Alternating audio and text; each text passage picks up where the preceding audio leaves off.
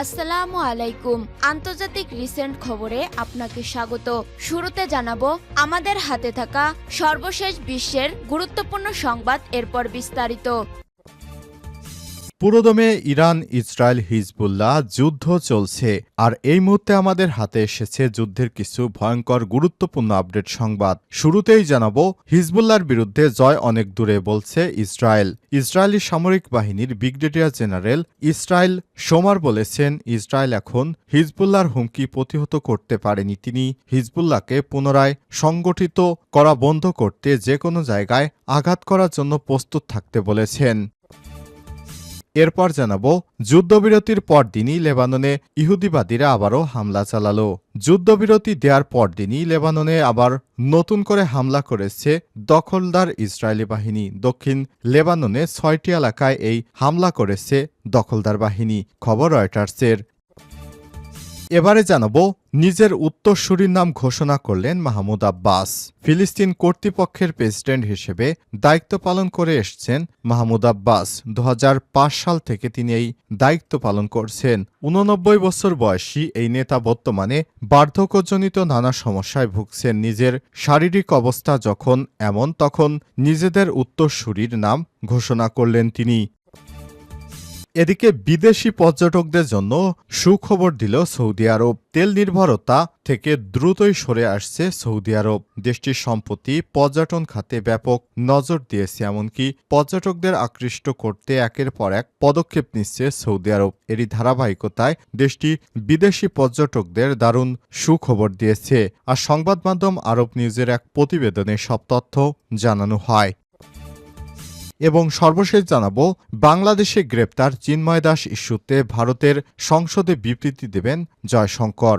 বাংলাদেশে দেশদ্রোহিতার অভিযোগে গ্রেপ্তার সম্মিলিত সনাতনী জাগরণ জোটের মুখপাত্র চিন্ময় কৃষ্ণ দাস ইস্যু নিয়ে ভারতীয় প্রধানমন্ত্রী নরেন্দ্র মোদীর সঙ্গে বৈঠক করেছেন পররাষ্ট্রমন্ত্রী এস জয়শঙ্কর। বৃহস্পতিবার অনুষ্ঠিত এই বৈঠকের পর পররাষ্ট্রমন্ত্রী লোকসভায় এ নিয়ে বিবৃতি দেবেন বলে জানা গেছে, খবর এনডিটিভি, আনন্দবাজার পত্রিকা এবং বিবিসি বাংলা। প্রিয় দর্শক, এতক্ষণ শুনছিলেন সংবাদ শিরোনাম, এবারে বিস্তারিত।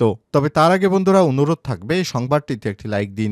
এই চ্যানেলে আপনি নতুন হয়ে থাকলে আমাদের সংবাদটি দেখতে দেখতে চ্যানেলটি সাবস্ক্রাইব করে রাখুন। কমেন্ট করে আপনার মূল্যবান মতামত জানিয়ে দিন। আর বন্ধুরা, কমেন্ট করে জানিয়ে দিন আপনি বিশ্বের কোন দেশ থেকে বা বাংলাদেশের কোন স্থান থেকে আমাদের সংবাদটি দেখছেন এবং শুনছেন।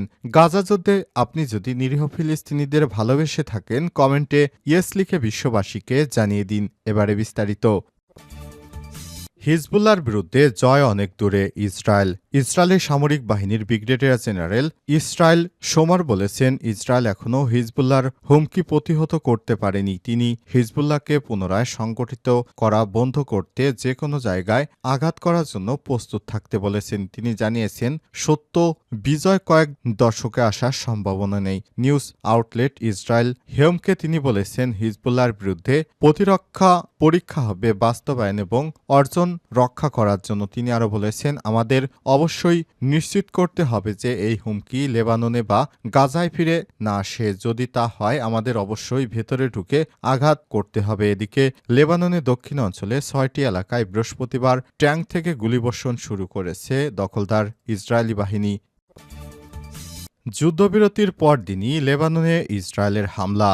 যুদ্ধবিরতির পরদিনই লেবাননে হামলা করেছে ইসরায়েল। বৃহস্পতিবার ২৮শে নভেম্বর দক্ষিণ লেবাননের ৬টি এলাকায় এই হামলা হয়েছে, খবর রয়টার্সের। বিষয়টি ইসরায়েলও স্বীকার করে বিবৃতি দিয়েছে। তবে তাদের দাবি, ইসরায়েলি বাহিনী এই হামলা করতে বাধ্য হয়েছে কারণ যুদ্ধবিরতির মধ্যে দক্ষিণ লেবাননের বিভিন্ন এলাকায় সন্দেহভাজন ব্যক্তিরা জড়ো হচ্ছিলেন। তাদের উপস্থিতি টের পেয়ে সাথে সাথেই হামলা চালায় নেতানিয়াহুর বাহিনী। এর মধ্য দিয়ে ইসরায়েল নয়, বরং যুদ্ধবিরতি চুক্তি লঙ্ঘন করেছে লেবাননের সশস্ত্র গোষ্ঠী হিজবুল্লাহ যোদ্ধারা। এর আগে বুধবার ইসরায়েল ও হিজবুল্লাহর মধ্যে যুদ্ধবিরতি চুক্তি কার্যকর হয়। যুক্তরাষ্ট্র ফ্রান্সের মধ্যস্থতায় এই চুক্তি করা হয়। মার্কিন প্রেসিডেন্ট জো বাইডেন যুদ্ধবিরতির ঘোষণা শান্তির আশাবাদ জানিয়েছিলেন। যুদ্ধবিরতির শর্ত অনুযায়ী দক্ষিণ লেবানন থেকে নিজেদের সেনা সরিয়ে নিতে ৬০ দিন সময় পাবে ইসরায়েলি বাহিনী। এ সময় কোনো পক্ষই একে অপরের উপর হামলা চালাতে পারবে না।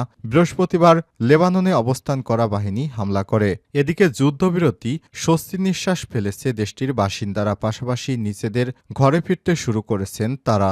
নতুন হামলায় তাদের মধ্যে আবারও আতঙ্ক ছড়িয়ে পড়েছে। তবে ইসরায়েলি সামরিক বাহিনী লেবাননের পূর্বাঞ্চলের বাসিন্দাদের ঘরে ফেরার ব্যাপারে সতর্ক করেছেন। তবে তাদের সতর্কতা উপেক্ষা করে হাজার হাজার মানুষ দক্ষিণ লেবাননে পাড়ি দিয়েছে।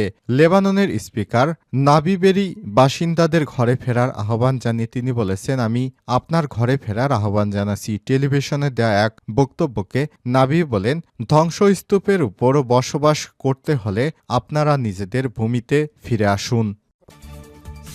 নিজের উত্তরসূরির নাম ঘোষণা মাহমুদ আব্বাসের। ফিলিস্তিনি কর্তৃপক্ষের প্রেসিডেন্ট হিসেবে দায়িত্ব পালন করে আসছেন মাহমুদ আব্বাস। ২০০৫ সাল থেকে তিনি এই দায়িত্বে রয়েছেন। ৮৯ বছর বয়সী এই নেতা বর্তমানে বার্ধক্যজনিত নানা সমস্যায় ভুগছেন।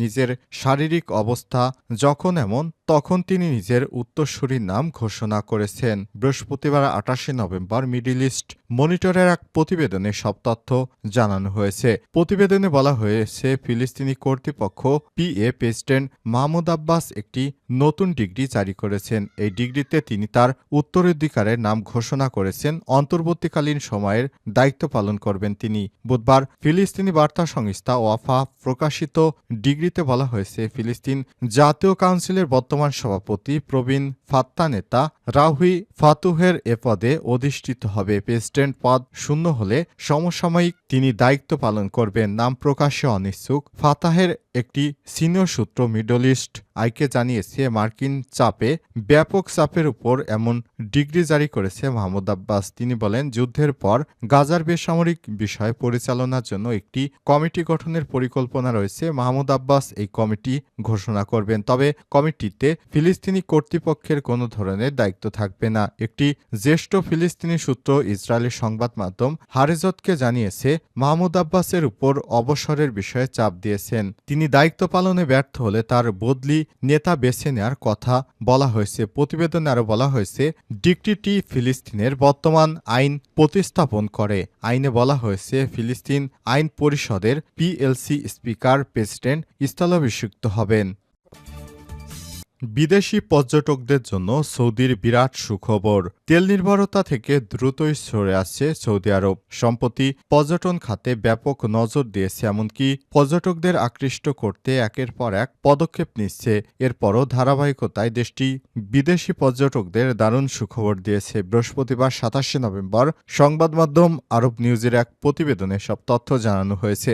সৌদি সরকার জানিয়েছে, বিদেশি পর্যটকদের টানতে পর্যটকদের মূল্য সংযোজন করের ভ্যাটের অর্থ ফেরত দেওয়া হবে। ২০২৫ সাল থেকে এটি শুরু করা হবে। সৌদি আরবের রাষ্ট্রীয় সংবাদ মাধ্যম সৌদি গেজেট জানিয়েছে, এই ব্যবস্থাপনা বাস্তবায়ন এবং তত্ত্বাবধান করবে সৌদি আরবের জাকাত ট্যাক্স ও কাস্টমস কর্তৃপক্ষ। ২০২৫ সালে দেশটিতে ১২,৭০,০০,০০০ পর্যটক টানার লক্ষ্যমাত্রা নির্ধারণ করা হয়েছে। এতে করে পর্যটন খাত থেকে দেশটি ৩৪৬.৬ বিলিয়ন রিয়াল রাজস্ব আয় করতে পারবে বলে ধারণা করা হচ্ছে। সম্প্রতি বছরগুলোতে পর্যটকদের বিভিন্ন পদক্ষেপ নিয়েছে সৌদি আরব। গত বছর থেকে দেশটি তাদের মধ্য দিয়ে ভ্রমণ করা যাত্রীদের বিনামূল্য ট্রানজিট ভিসা পরিষেবা চালু করেছে। প্রতিবেদনে বলা হয়েছে, গত বছরে সৌদিতে ১০ কোটির বেশি বিদেশি পর্যটক এসেছেন। দেশটির সরকার জানিয়েছে, বিশ্বের সেরা ১০টি দর্শনীয় স্থানের মধ্যে জায়গা করে নিতে তারা কাজ করে যাচ্ছে। সৌদি আরবের পর্যটন মন্ত্রণালয়ের তথ্যমতে চলতি বছরের জুন পর্যন্ত দেশটিতে স্থানীয় এবং আন্তর্জাতিক প্রায় ৬ কোটি পর্যটক ভ্রমণ করেছে। এর ফলে দেশটির বেসরকারি খাতের প্রবৃদ্ধি ও তেল বহির্ভূত উৎস থেকে জিডিপিতে রাজস্ব বৃদ্ধিতে অবদান রাখছে। ২০২৪ সালে সংখ্যা ১২ কোটিতে পৌঁছাতে পারে বলে ধারণা করছে দেশটির কর্তৃপক্ষ।